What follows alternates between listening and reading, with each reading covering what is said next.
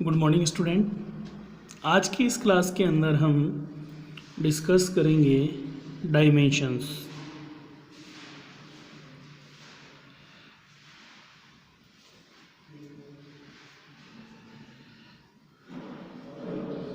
Dimensions क्या होती हैं, डायमेंशन इक्वेशन क्या है, कैसे इनको हम फाइंड आउट करते हैं और इनके यूजेस क्या हैं, उसके बारे में हम आज स्टडी करेंगे।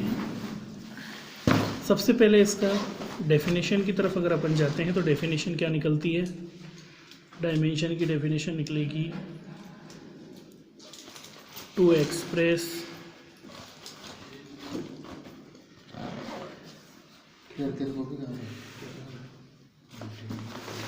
The physical quantity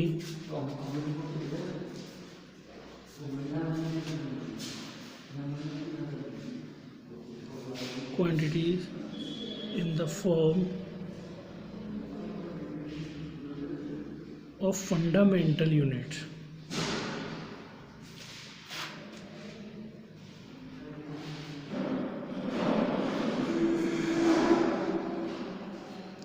Fundamental units MLT. The power used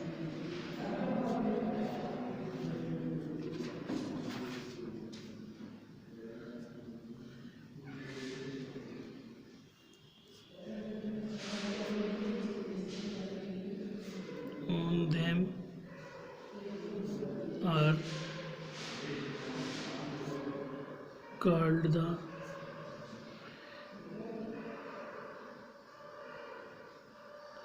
dimension of that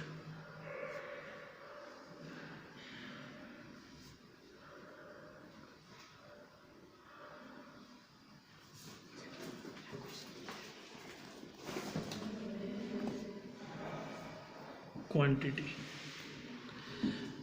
The express the physical quantity in form of fundamental units MLT. The power used on them are called the dimension of the physical quantity. ये जो MLT होता है, M for mass होता है, L for length, T for time, इनकी जो powers होती हैं वही किसको रिप्रेजेंट करती हैं, डायमेंशंस को रिप्रेजेंट करती है। तो यहाँ पर M इक्वल टू हो गया आपका मास, L लेंथ हो गया, T आपका हो गया टाइम। T क्या हो गया, टाइम। अब यहाँ से इनका डायमेंशन निकालेंगे। कैसे निकालेंगे? मास का डायमेंशन निकालना है, सबसे पहले ये बड़ा वाला ब्रैकेट लगाएंगे, MLT। ये फंडामेंटल यूनिट्स को रिप्रेजेंट करने वाली क्वांटिटीज़ हो गई। मास है, इट मीन M1। लेंथ नहीं है, टाइम नहीं है, तो इसलिए इस जगह क्या आ जाएगा, 0 आ जाएगा। तो ये आपके पास डायमेंशन निकल गया किसका, मास का। इसी तरीके से लेंथ के अंदर क्या होता है, MLT। M0 हो गया, L1, T0। नेक्स्ट है टाइम,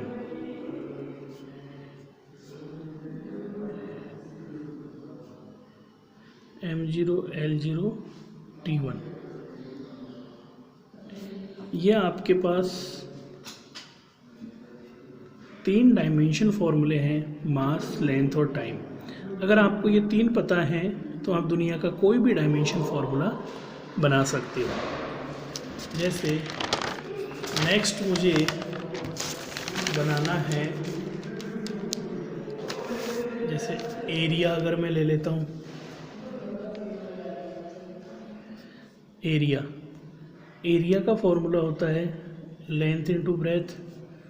इट मीन इसमें लेंथ कितनी बार आ रही है, 2 टाइम आ रही है। ब्रेथ को भी हम मीटर में काउंट करते हैं, तो M0 L2 T0।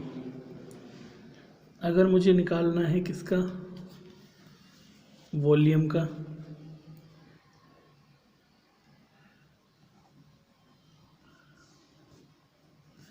वॉल्यूम होता है L into B into H, 3 time आपकी लेंथ आ रही है L3 T0। तो ये आपके पास हो गया। इसके अलावा बहुत सारी फिजिकल क्वांटिटीज़ ऐसी होती हैं जिनका भी हम इससे फाइंड आउट कर सकते हैं, जैसे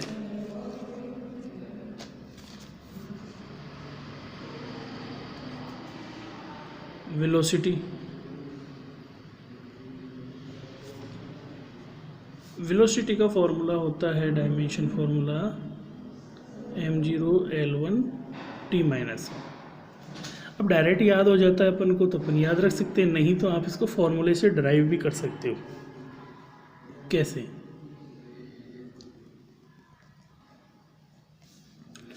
वेलोसिटी का फॉर्मूला होता है डिस्टेंस अपॉन टाइम।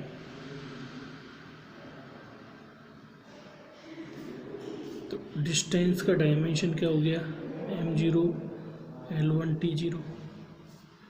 टाइम का डिस्टेंस क्या होता है, m0 L0 T1। अब यहाँ से m0 L1 T0, m0 L0 T minus 1, ये ऊपर जाएगा तो पावर कैसी हो जाएगी, नेगेटिव हो जाएगी। जिनके बेस इक्वल होते हैं उनकी पावर क्या हो जाती है, सम हो जाती है। तो यहाँ से m0 L1 T माइनस 1। तो ये फॉर्मूला किसका निकल गया, वेलोसिटी का डायमेंशन फॉर्मूला निकल गया।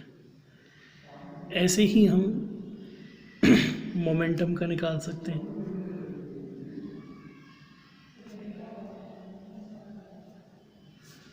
मोमेंटम का फॉर्मूला क्या होता है, मास इनटू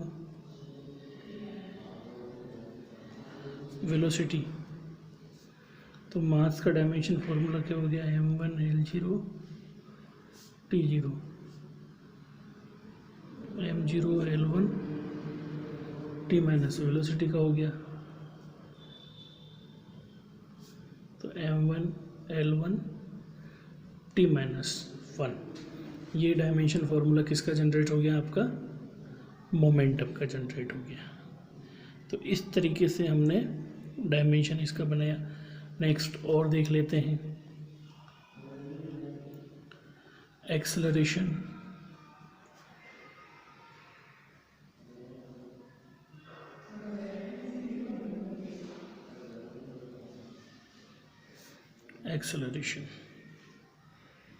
एक्सेलरेशन का फॉर्मूला होता है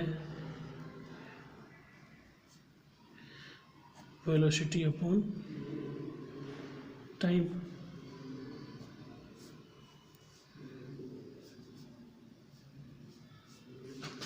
वेलोसिटी को भी आप इसके फॉर्मूले में ब्रेक कर सकते हो, डिस्टेंस अपॉन टाइम, 2 टाइम आ गया तो ये स्क्वायर हो गया।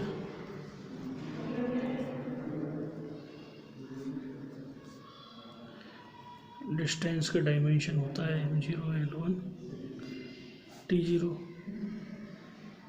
टाइम का होता है m0 L0 T1 का स्क्वायर। तो एक्सेलरेशन का कैसे सॉल्व करेंगे, m0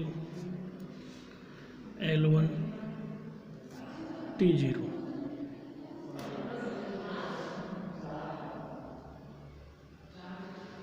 और -2, इस पावर को अंदर ले लेंगे।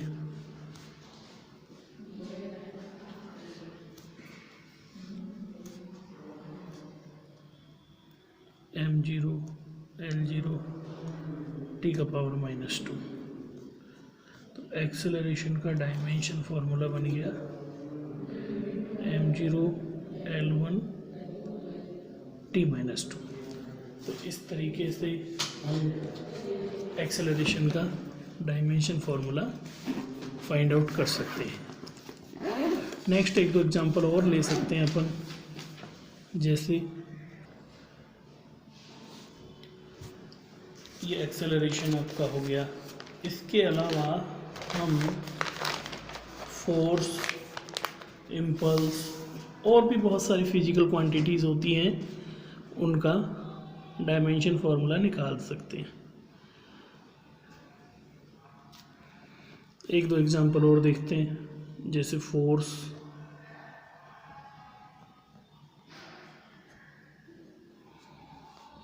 होता है mass into acceleration.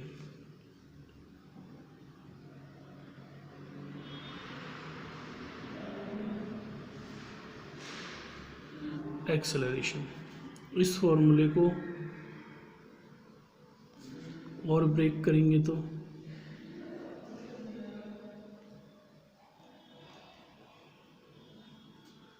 Velocity of time, velocity को भी ब्रेक कर सकते हैं। Distance upon time square. तो इस तरीके से फोर्स का डायमेंशन फॉर्मूला फाइंड आउट किया जा सकता है। मास का डायमेंशन होता है m1 l0 t0। डिस्टेंस का हो गया m0 l1 t0। ये टाइम।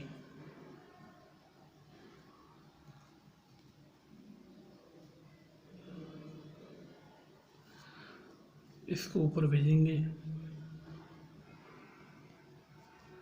तो ये नेगेटिव पावर हो जाएगा इसका, m1 l0 t0।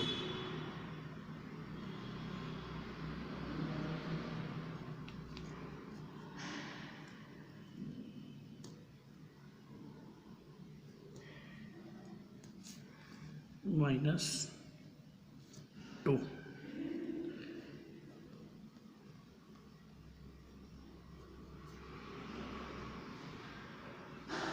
m1 l0 t0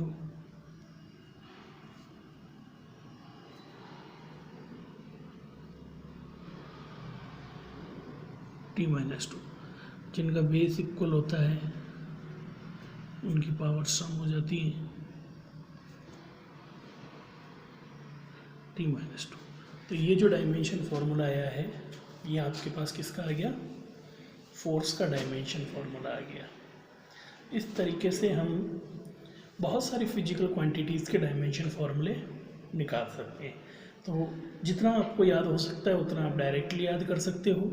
जिनका डायरेक्टली याद नहीं होता है उनको हम सॉल्व करके निकाल सकते हैं। इसके बाद में कुछ डायमेंशन ऐसी होती हैं या फिर कुछ फिजिकल क्वांटिटीज़ ऐसी होती हैं जो डायमेंशनल लेस होती हैं, ठीक है। तो डायमेंशनल लेस क्वांटिटीज़ में आपके पास स्ट्रेन,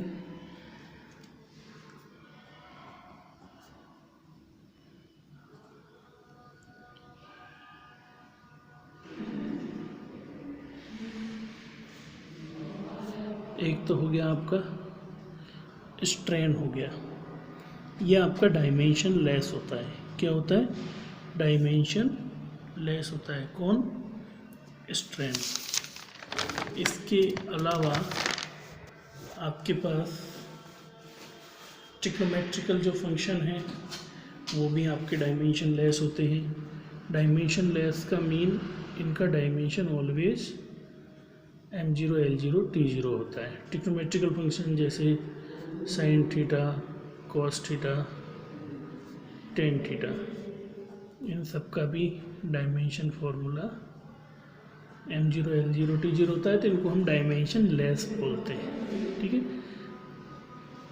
तो कभी कभी आपसे एक दो एग्जांपल पूछ लिया जाए तो ये वाले क्वेश्चन से रिलेटेड तो आप लिख सकते हो कि डायमेंशनलेस फिजिकल क्वांटिटी कौन कौन सी है, स्ट्रेन है, ट्रिग्नोमेट्रिकल फार्मूला है, प्योर रेशियो है, कांस्टेंट जो रहते हैं आपके प्रोपोर्शनल कांस्टेंट वो भी ज़्यादातर डायमेंशनलेस ही होते हैं। तो इस तरीके से आज की इस क्लास में हमने डायमेंशन इक्वेशन किस तरीके से बनाते हैं और फॉर्मूले से उनको डिराइव किस तरीके से करते हैं, इन चीज़ के बारे में स्टडी करा। नेक्स्ट क्लास में हम इनके जो यूज़ हैं डायमेंशंस के यूज़ के बारे में और इनकी जो एप्लीकेशंस हैं उनके बारे में और उनसे रिलेटेड जो भी क्वेश्चंस हैं उनको डिस्कस करेंगे। आज की क्लास के लिए इतना ही। Thank you.